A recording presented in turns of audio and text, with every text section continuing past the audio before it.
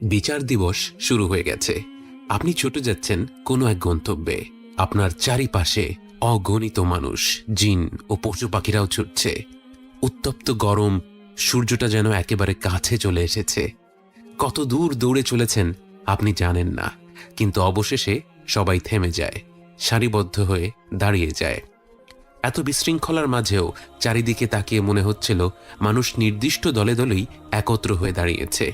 একদল লোক দূরে দাঁড়িয়েছিল। সূর্যের নির্দয় তাপের কারণে তাদের সারা শরীর থেকে অনবরত ঘাম ঝরে যাচ্ছিল। সেই ঘাম মাটিতে জমা হতে হতে তাদের টাকনু পর্যন্ত ঘামে ডুবে গিয়েছিল। তাদের থেকে আরেকটু দূরে আরেক দল লোকেরা আরো বেশি ঘামছিল। তাদের ঘাম এত বেশি হচ্ছিল যে তারা নিজেদের ঘামে হাঁটু পর্যন্ত ডুবেছিল। এই পরিমাণ আস্তে আস্তে বাড়তে থাকলো এবং কেউ কেউ কোমর পর্যন্ত ডুবেছিল, কেউ কেউ বুক পর্যন্ত, কেউ কেউ গলা পর্যন্ত, আর কেউ কেউ পুরোপুরি ডুবেছিল।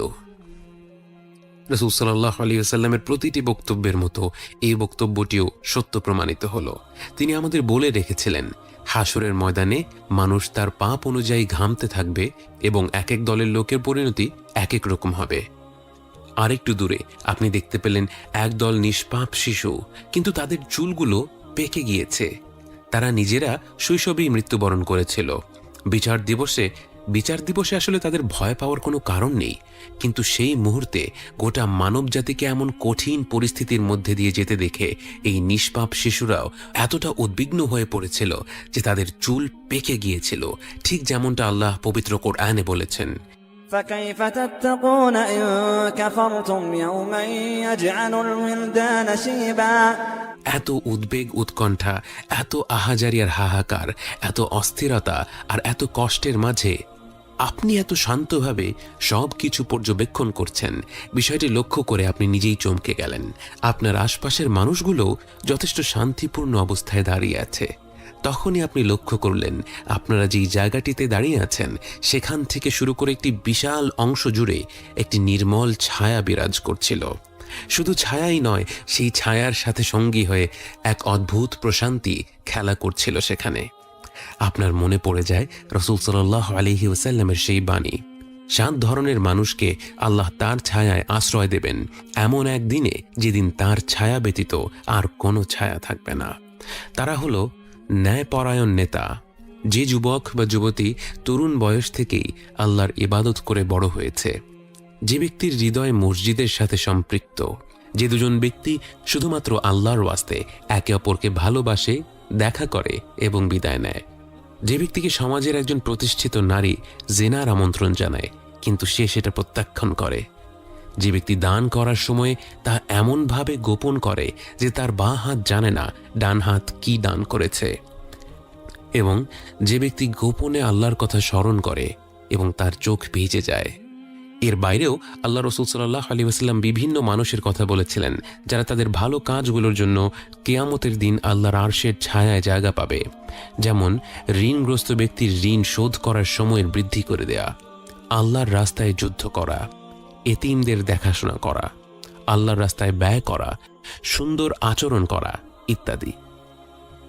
আপনি জানেন না কোন ভালো কাজগুলোর জন্য আজকে আপনি আল্লাহর আরশের ছায়ায় স্থান পেয়েছেন, কিন্তু আপনি আশ্চর্য হয়ে দেখছেন কিভাবে একই হাসরের ময়দানে ভিন্ন ভিন্ন মানুষের কত ভিন্ন ভিন্ন অভিজ্ঞতা। কয়েক দল লোকের চেহারা দেখে মনে হচ্ছে তারা বছরের পর বছর ধরে এই হাসরের ময়দানে দাঁড়িয়ে আছে, শরীর থেকে ঘাম ঝরছে, তৃষ্ণার ছাপ চোখে মুখে ছেয়ে আছে। অন্যদিকে যারা আল্লাহর আরশের ছায়ায় দাঁড়িয়ে আছে তাদের দেখে মনে হচ্ছে তাদেরকে হয়তো কয়েক মুহূর্ত আগেই পুনরুজ্জীবিত করা হয়েছে। আপনার মনে পড়ে যায় আল্লাহ তাআলা বলেন, تعرج الملائكة والروح إليه في يوم كان مقداره 50,000 سنة। অবিশ্বাসীদের জন্য সেই দিনটি মনে হবে 50,000 বছরের সমান, কিন্তু সেই একই দিন আল্লাহর নিয়ামতপ্রাপ্ত বান্দাদের কাছে মনে হবে যেন যোহর এবং আসরের মাঝামাঝি সময়ের সমান। তবে বিশ্বাসী অবিশ্বাসী নির্বিশেষে সেদিন প্রতিটি সৃষ্টি কিছুটা উদ্বিগ্ন থাকবে। আল্লাহ তখনও তাঁর বান্দাদের সাথে একটা কথাও বলেননি। তিনি নিশ্চয়ই রেগে আছেন, সবাই অপেক্ষা করছে বিশ্বজগতের রব, সব কিছুর স্রষ্টা, যিনি জীবনভর আমাদের সময় দিয়েছেন, আমাদের আহ্বান করে গেছেন, ভুল হলে ক্ষমা করে গেছেন, বারবার সুযোগ দিয়েছেন আমরা যেন তার দিকে ফিরে যাই। তার সেই আহ্বান অগ্রাহ্য করেছে তার কত কোটি কোটি বান্দা। আজ তিনি নিশ্চয়ই ক্ষুব্ধ। তার চূড়ান্ত বিচারের জন্যে সবাই অপেক্ষা করছে, যারা নিজেদের কুকর্মের ঘামে ডুবে আছে আর যারা শান্তিময় ছায়ায় দাঁড়িয়ে আছে, সবাই অপেক্ষা করছে। কিন্তু আল্লাহ কোনো কথা বলছেন না। অপেক্ষা করতে করতে সবাই তৃষ্ণা অনুভব করতে শুরু করলো। কিন্তু পানি কোথায়? যতদূর চোখ যায় শুধু সমতল ভূমি।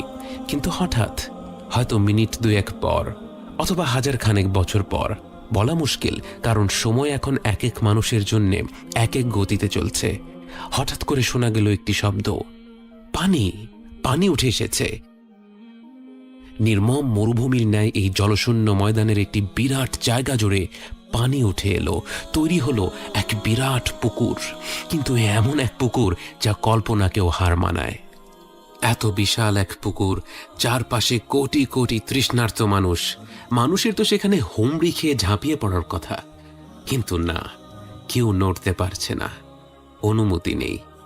এই পানি শুধুমাত্র বিশ্বাসীদের জন্য। প্রতিটি মুমিন ব্যক্তি তার জায়গা থেকে সেই পুকুরের দিকে এগিয়ে যেতে থাকে।